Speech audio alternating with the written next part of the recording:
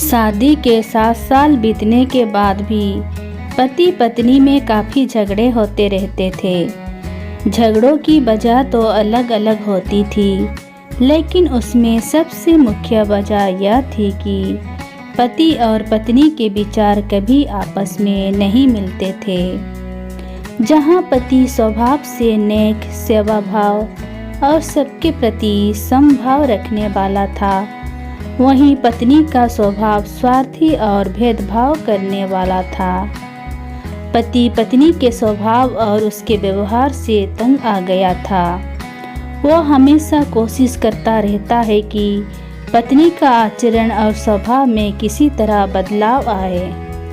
पत्नी अपने ससुराल के रिश्तेदारों के साथ कभी सीधे मुंह बात ना करती। कोई लोग उसके खराब व्यवहार के कारण नाराज हो जाते, लेकिन पत्नी उसकी भी परवाह नहीं करती। पति को इस बात से काफ़ी दुख होता कि उसकी पत्नी उससे इतनी विपरीत क्यों है। परेशान हो चुके पति ने अब खुद ही परिस्थिति को सुधारने का मन बनाया और एक प्लान बनाया। अगले दिन पति ने पत्नी से कहा, सुनो, मैं सोच रहा था कि मम्मी पापा, बहन भाई और उनके बच्चों को घर पर खाने के लिए बुलाता हूँ। काफ़ी समय हो गया उनसे मिले हुए। इसी बहाने उनसे मिल भी लेंगे और उनके साथ थोड़ा समय बिताने के लिए भी मिल जाएगा। तुम क्या कहती हो? पत्नी के चेहरे से साफ दिख रहा था कि इसे ये आइडिया पसंद नहीं आया, लेकिन उसने पति का मन रखने के लिए हाँ कह दिया। पति खुश हो गया और पत्नी को अगले दिन अच्छा खाना बनाने के लिए बोलकर सभी को फ़ोन करके बड़े प्यार से अपने घर आने के लिए न्योता देने लगा। जब पति फ़ोन पर बिजी था तो पत्नी सोच रही थी, ये आदमी भी ना अपने फालतू के कामों से बाज नहीं आएगा। क्या ज़रूरत है सबको घर पर बुलाने की? सब मेरे घर आएंगे और राजाओं की तरह ऑर्डर करेंगे और मैं दासी की तरह उनकी सेवा करूंगी। नहीं, मैं ऐसा नहीं होने दूंगी। अच्छा खाना तो किया, मैं उन्हें सादा खाना भी नसीब नहीं होने दूंगी। देखती हूँ कितनी देर टिकते हैं यहाँ। अगले दिन सुबह पति काफ़ी खुश था। जब सिर्फ 2 ही घंटे बचे थे सभी मेहमानों को आने के लिए, पति ने अपनी पत्नी से पूछा, अच्छा बताओ तो सही, आज सबको खाने में क्या स्पेशल खिलाने वाली हो?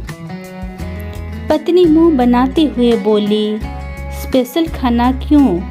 तुम्हारे माँ बाप, भाई बहन कोई मेहमान थोड़ी है, उनके लिए कोई स्पेशल खाना नहीं बनाया। वह भी वही खाएंगे जो हम खाते हैं। आज घर में सिर्फ दाल चावल बना है, क्योंकि और कुछ बनाने के लिए सामान नहीं था। पत्नी के बात सुनकर पति गुस्सा हो गया और बोला, तुम कभी नहीं सुधरोगी। अगर घर में सामान नहीं था तो मुझे एक बार बता दिया होता, मैं बाजार से जाकर ले आता, कुछ ढंग का तो खाना बना लेती।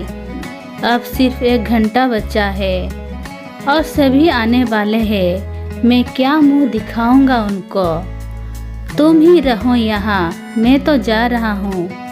उनके जाने के बाद ही वापस आऊँगा, कहकर पति घर के बाहर चला गया। पत्नी को तब तक पति के बातों का कुछ फर्क नहीं पड़ा था, जब तक मेहमान घर पर नहीं आ गए। और जैसे ही सब मेहमान घर पर आए तो पत्नी के होश उड़ गए, क्योंकि भाई बहन, माँ बाप और बच्चे वो उसके पति के घर वाले नहीं, बल्कि खुद उसी के थे। यानी कि पति ने अपने माँ बाप को नहीं, अपने पत्नी के घर वालों को खाने पर इनवाइट किया था। पत्नी अब काफ़ी परेशान हो गई क्योंकि अपने ससुराल वालों को परेशान करने के लिए ना सिर्फ उसने सादा खाना बनाया था, बल्कि खाने में ज़्यादा नमक और मिर्च भी डालकर रखा था। अपने मायके वालों को सामने देखकर पत्नी हाथ मलने लगी। थोड़ा सोचने के बाद पत्नी ने अपने पति को फ़ोन मिलाया और कहा, तुमने मुझे पहले क्यों नहीं बताया कि मेरे मम्मी पापा और भाई बहन आने वाले हैं। तुम पहले बता देते तो मैं अच्छा खाना उनके लिए बनाती।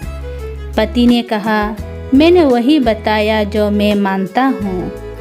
मैंने कभी तुम्हारे परिवार वालों को पराया नहीं समझा और तुमने कभी मेरे परिवार वालों को अपना नहीं माना।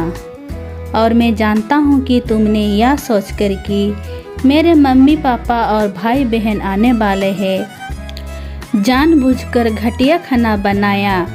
अब तुमने जो किया है उससे तुम खुद ही भुगतो। मुझे पता है तुमने मुझे इसलिए फ़ोन किया होगा ताकि बाहर से खाना मंगवा सको, लेकिन मैं ऐसा नहीं करूँगा ताकि तुम्हें तुम्हारे किए की सज़ा मिल सके।